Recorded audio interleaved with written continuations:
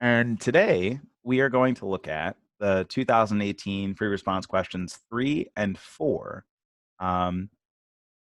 And at the start here, right, our first problem, oh deal, we have a rotating disk, right? It says the disk shown above spins about an axle at its center.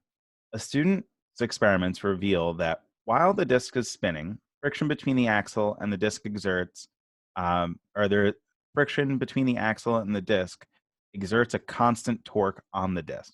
So what does that mean? That means that there is a constant torque exerted by friction.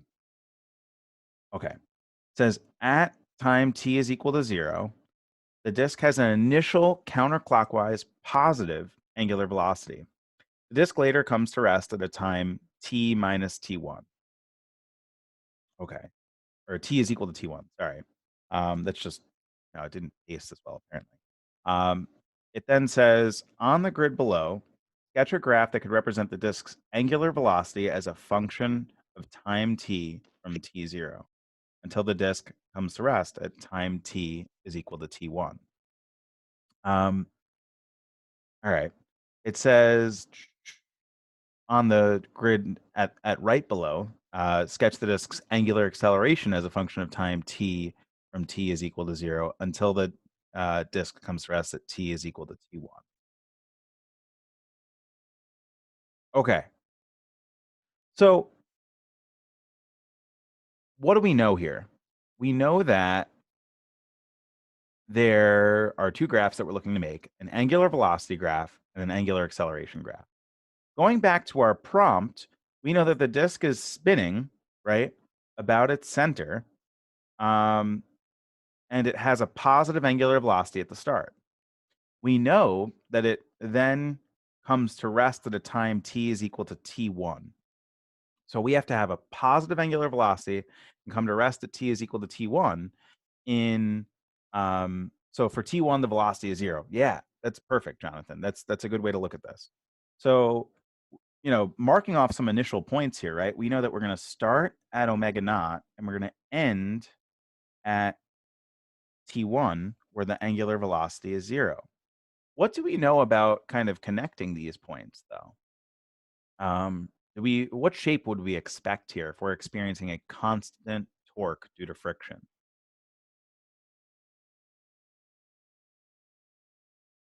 We're experiencing a constant torque due to friction. What should we know? Should be linear. I agree. So in doing this, what I would do, or rather what I'm going to do because of, what I'm on this tablet, is I'm going to make my linear plot here by just simply making a line segment. And that would be effectively like what my graph should look like, right? So for the first one here, we start at omega naught, we end at time t, and we know that for a fact, right? Our t1 has an angular velocity of 0. Okay. Now the slope of this graph technically represents our angular acceleration, right? What do we know though? If we're exerting a constant torque, what's true about our angular acceleration?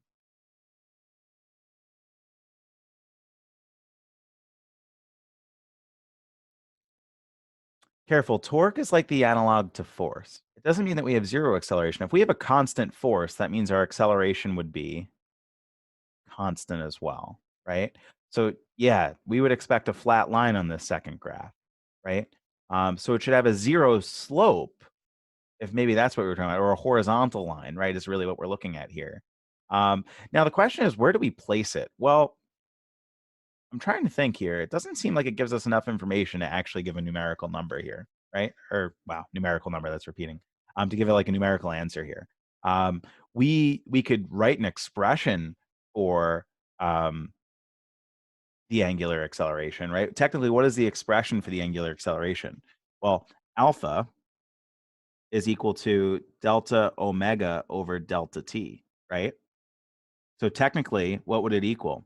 It would equal, if we were to write an expression using this, we go to rest, right? So we go to 0 angular velocity minus the initial angular velocity over time what? T1 minus t. So technically speaking, I could make an expression to describe my angular acceleration, right? My angular acceleration is technically negative omega over omega naught rather over T1 minus t, technically speaking, or T1 minus 0. Sorry, not T1 minus t, just over T1, right? Because our initial time was 0. So as a result, I do have technically an expression for this, but we don't really know where that would land. So I guess I have the liberty here to make up where that would fall on our graph, right? Because the scale isn't drawn here for us. We just know that it has to be some horizontal line below 0. So I'm just going to pick right here, make our line. I'll say this is negative omega naught over t, right? So yeah, it's negative omega naught over t, because once again we have a negative acceleration and omega naught was a positive value.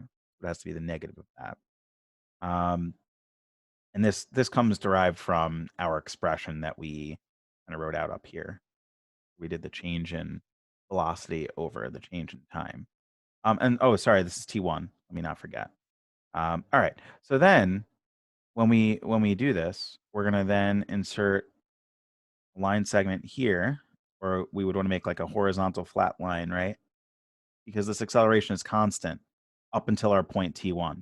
Now we want to make sure that it abruptly ends at T1, because once we're no longer moving, there's no longer going to be any friction force acting, right? So both of these graphs show a constant angular acceleration, right? And it's a constant negative angular acceleration because really, and the question doesn't ask this, but this is just good practice to kind of review this, right? Really the slope of this top line, right? The slope up here is equal to the value on the y-axis here. So the slope of the first graph is equal to the constant value that we're staying at on the second graph. That's why we have a negative slope up here. So as a result, we have to have a constant negative value for the second graph. That's kind of like the connection. You don't have to draw that in. That's just something I'm doing to point that out. It then says the magnitude of the frictional torque exerted on the disk is tau naught, right? Tau as in like the letter for torque. It says derive an equation for the rotational inertia of the disk in terms of tau, omega naught, and T1. So technically speaking, we actually kind of did half the work for this already because I was thinking ahead a little bit. But tau is equal to I times alpha, right? Or torque is equal to the moment of inertia times the angular acceleration. This is a formula directly from your reference sheet. We also know that we can further break down alpha, as I did up top, right, as the change in omega over the change in time. But when we plug in for that, we have 0 minus omega initial over T1 minus 0. So in effect, we now have an equation for alpha of negative omega naught over T1. So now to write an expression for our rotational inertia I, we just need to plug in this value, right? So I'm going to plug in, I'll do this in red. The torque is going to be equal to I times negative omega naught over T1. And then I have to simply solve this for I. So I is going to be equal to, I just multiply by the reciprocal, the negative of omega naught over T1, or of T1 over omega naught, sorry, of T1 over omega naught times our torque, right? That's just all multiplied across. Now, if you wanted to, you could put T1 and torque on the top of that fraction together. These are being multiplied, right? I guess I could put another set of parentheses or whatever you want to do to neaten that up. And that's our expression, right? We have it in terms of these. We have it in terms of, oh, sorry, this is T naught, right? let me use their correct symbols. So that's their symbol for their frictional torque. That's their symbol for our initial angular velocity. And then T1 is our symbol for the time elapsed during that motion. So far, so good. Let's jump down. For part C, it says, in another experiment, the disk again has an initial positive angular velocity omega naught at time is equal to, or t is equal to 0. It says, at time t is equal to 1/2 T1, the student starts dripping oil on the contact surface between the axle and the disk on the disk to reduce the friction. As time passes, more and more oil reaches that contact surface, reducing the friction even further.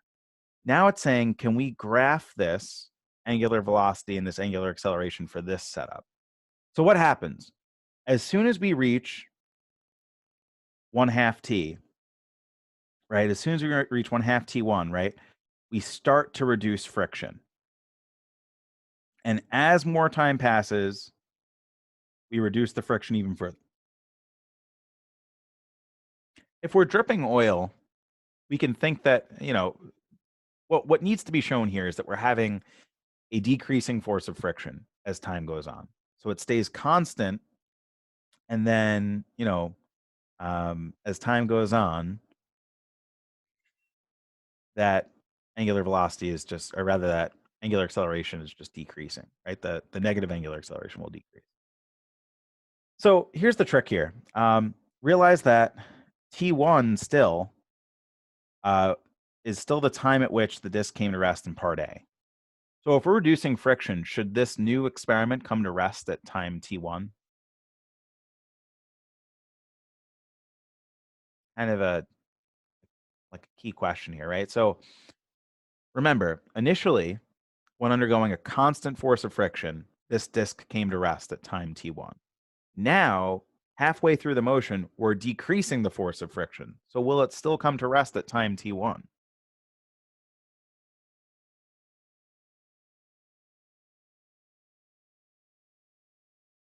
No. No, right? It's not going to receive enough friction to stop in that short amount of time anymore. Because we're decreasing that slowing down force, right? It won't slow down as quickly, which means that it'll still be spinning at time T1. What does that mean? Well, as a grader here, whoever is doing this grading, they're going to have to check to make sure that you don't cross this x-axis, right? By time T1, right? At T1, you cannot have yet crossed the x-axis, meaning you still have to have a positive angular velocity, right? Because we didn't come to rest yet. We decreased our friction. However, what we do have to remember, and I'm going to still mark off these points, is initially it has to replicate the same exact motion as what we drew before, right? So what does that mean? Referring to my above graph, I can't change things now. My initial motion from here to here has to be the exact same, because we don't start dripping any oil on this thing or changing the setup at all until we reach that part. So what I'll do is I'll go to a line segment shape. Oop, uh-oh. What happened here? No. Not going to let me draw my own now. Let me delete that. I'm going to try and insert. Oh, it's just going to do that over and over again. I don't want to draw that specific line segment. I want to draw my own. Why doesn't it let me draw my own? Any way that I can draw this thing? Oh, here we go. So what I want to do is I want to change now to basically mimic that same graph as though I was going straight down, right? But then stopping halfway through, meaning my initial motion is almost the same as what I had. Now, realize, guys, I'm having a little technical difficulties here. There we go. That's a little better, right? Meaning that it should mimic that first segment that we had up top, right? That first segment has to be the same. So it went down 2 boxes, right, on our grid. So I went down, once again, 2 boxes on our grid.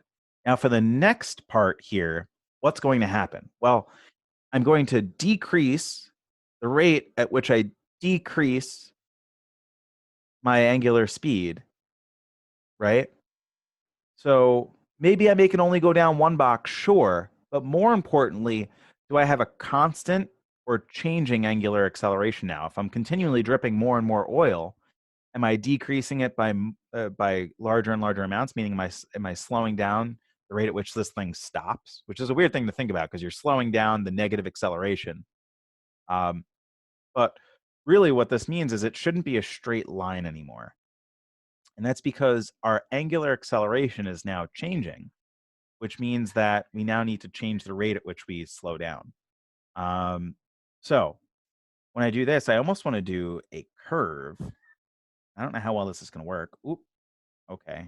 Apparently, it's just going to insert one there for me. Don't really love this, but let's see. See if I can edit this.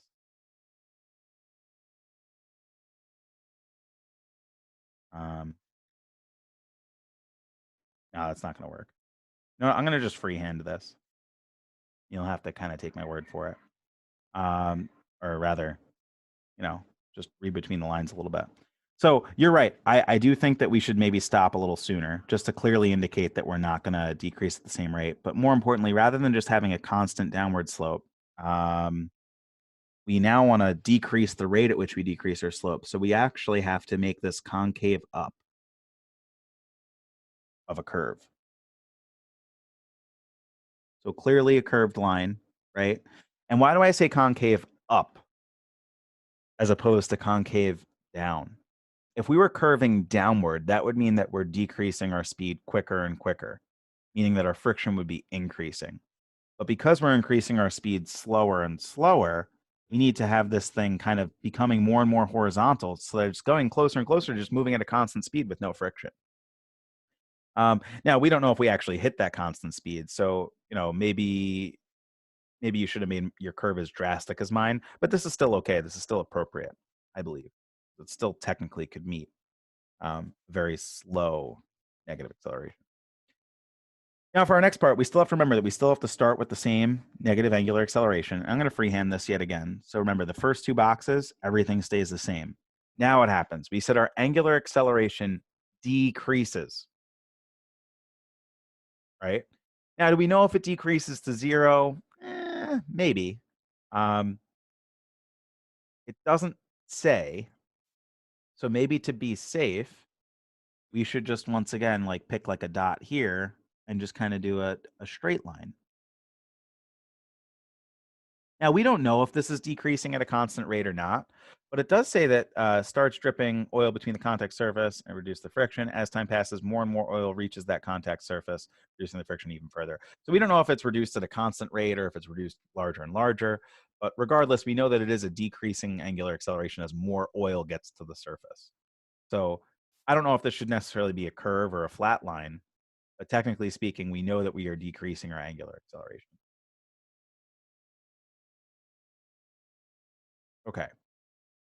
There's a lot of little thought that kind of goes into that. But we know that we never reach zero angular acceleration because it never says that there's zero friction here. We approach it, we get close to it. It never implies that we actually get there. And actually, based upon my drawing, I might have even wanted to get closer to this x-axis because I drew it as almost going to zero, as seen by the fact that this line right here almost gets horizontal. But that's okay. For part D, it says the student is trying to mathematically model the torque or the magnitude of torque exerted by the axle on the disc when the oil is present at times t is greater than 1/2 t1. The student writes down the following equations, which includes a positive constant with appropriate units. Which equation is better mathematically models this experiment?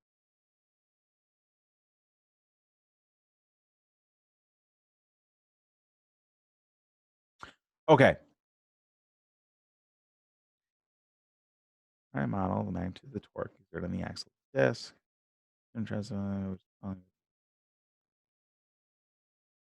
Okay, guys. We're trying to say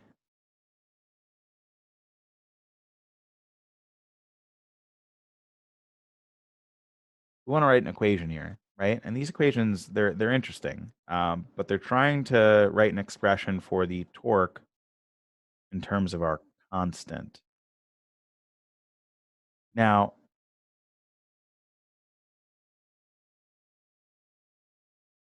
we want to say how it is relative to our times here for when t is greater than 1/2 t1. So what's going to happen for when t is greater than 1/2 t1? Yeah, which represents the change better is really what we're trying to say. No, I understand that. This is tricky though. This one's making me think, and maybe it's a good time for you guys to reflect a little bit too, because we have this constant, whether it's c1 or c2, and we're basically saying, does it make sense to apply the constant as a multiplied factor to both of these? Um, or does it make more sense to kind of have these things divided?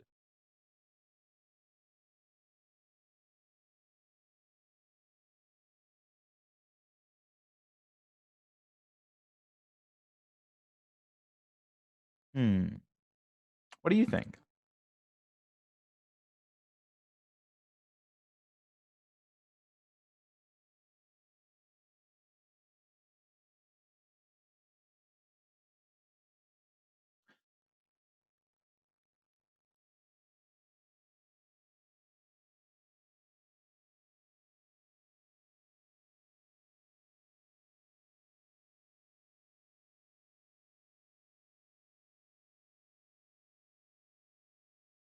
All who say two say I. Jonathan says I.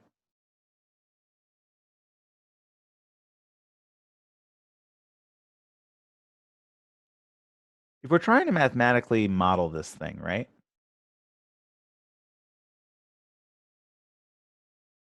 We want to figure out just the torque when we are at a time greater than t of 1/2.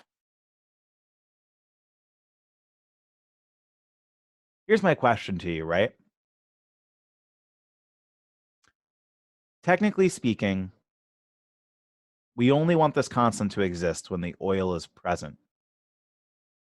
So which expression would lead it to equal 0 if the oil wasn't present? Maybe that's a better way of phrasing it.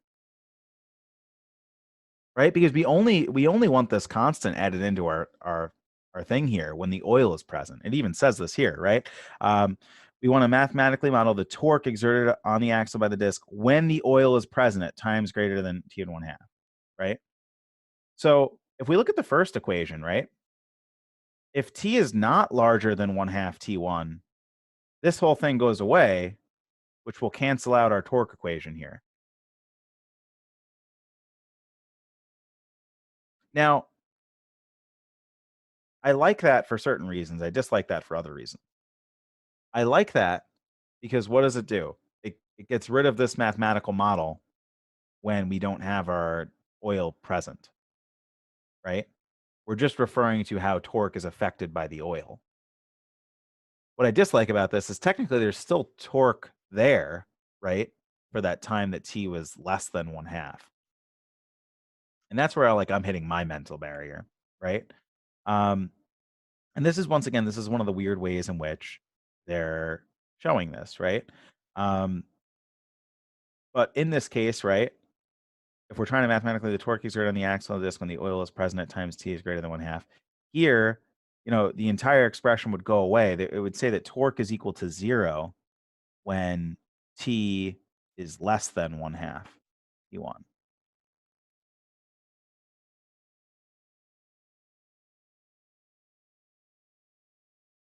So what's my issue with that? Well, I do have a small issue with it, right? Is we know that our torque was actually largest, right? Yeah, but they don't give you the domain. Yeah, which is annoying, right? Because could we use this expression just for when T1's greater and then say that as our constant? Um, what would happen as our time goes up, our torque would get larger though. That's not good, is it? That's not good. Let's look at this more fundamentally, right? 1/2 T is effectively a constant, right? 1/2 T1 is effectively a constant.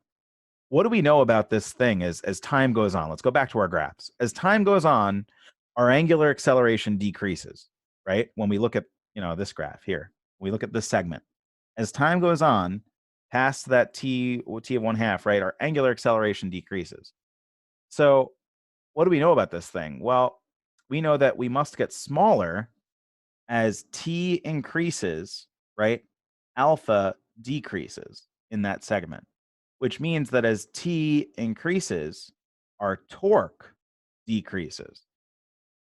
Which expression actually agrees with that?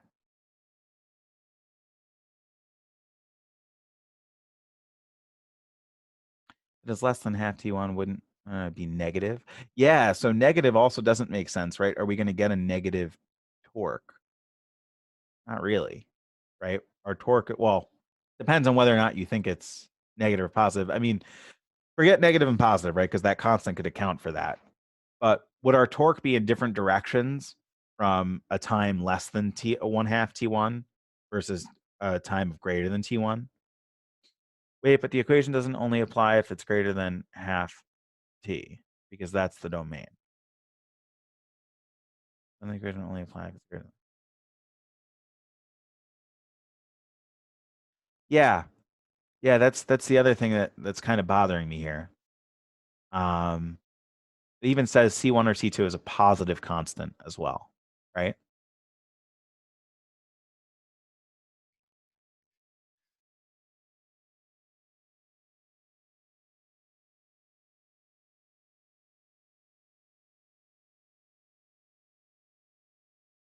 So here's kind of what I like about the bottom equation, right? As time goes up, as our T goes up, what happens to our torque? Our torque will decrease.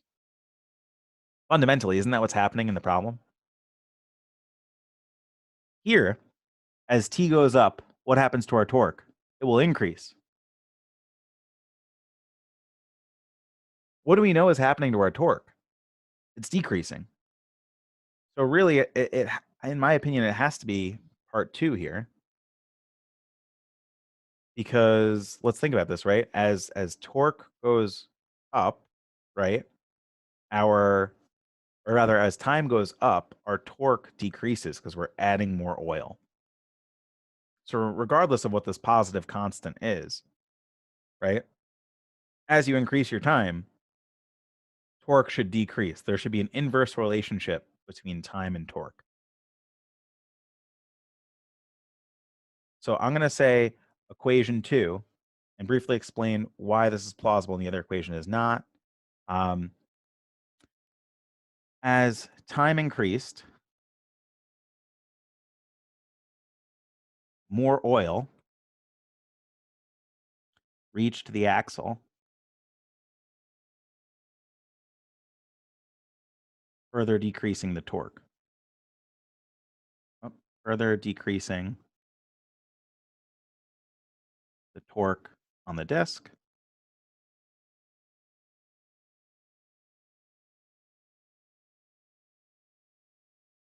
Therefore, torque must inversely vary with elapsed time as shown in equation 2.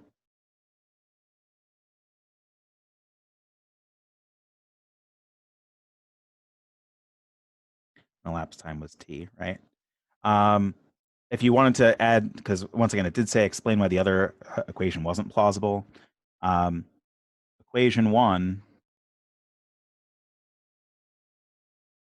as torque varying directly with elapsed time, which cannot be true.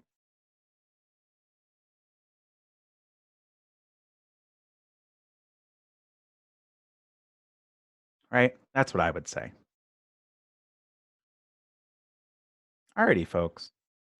Looking at kind of our time here for today, we're already at almost like a 40-minute, or I know we've only been lecturing for 30 minutes, but we're closer to like 40 minutes here. So what I think what I'll do is I'll start to set you up with this waves question, the second question.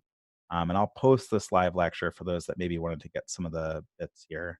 Um, but I might actually have you guys try number 4 on your own, and then maybe we'll briefly review it tomorrow and then we'll go into question 5 tomorrow so that we can finish up this AP exam. So just getting us started, right? Here we have kind of a waveform, right? And it's a transverse wave, and it wants us to kind of look at, right? It wants us to draw some things on this diagram, right? It says 2 dots have been painted on the diagram at the string and instant time below at the point.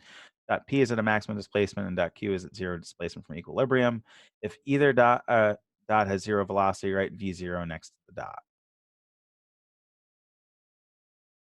So which dot should have V0 here? Actually, we could probably do this one pretty quick, or at least start it. What would have V0 here? Oh, did I not enable editing on this? Uh-oh. Why can't I edit? Shoot.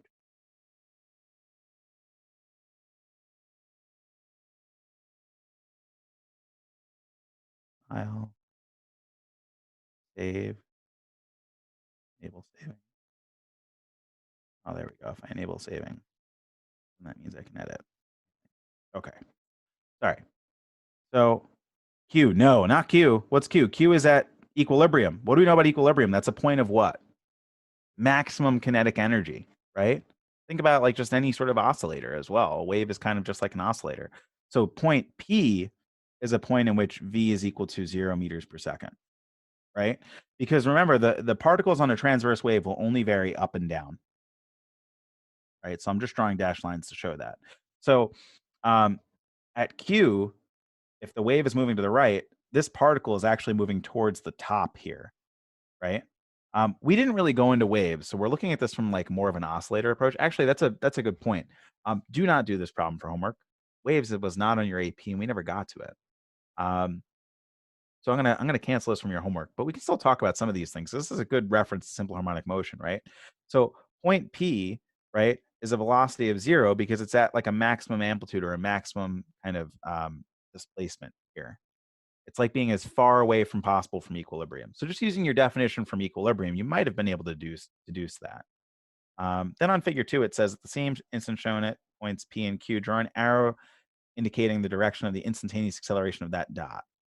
This requires one thing to know, and that is on this type of waveform, the particles will only ever move up and down. What would be the instantaneous acceleration of Q at this point? Well, Q is going to be going upward, right? Actually, ooh, it's at equilibrium. Does it feel an acceleration? No, it doesn't want to go away from that. Now it will end up traveling away from that, but there's no acceleration. But for P, because it's furthest away from its equilibrium, it's going to be accelerating towards equilibrium, right? That's where it wants to go. All right, guys, I'm actually going to end there because going further into this problem is going to require a lot more knowledge of waves as opposed to just simple harmonic oscillators. It's a good challenge question if you wanted to kind of try this a little bit, but I am going to leave it as part of your assignment, but not expect you to touch this one. And I'll make an announcement on the assignment itself, just because I want you to still have a copy of the problem because we did look at a little bit of it. Maybe I'll post it. Maybe I'll delete it and repost it as like a separate, just a resource. I'll put it under like resources or something. But that concludes our lecture for today, folks. I'm just going to stop our recording.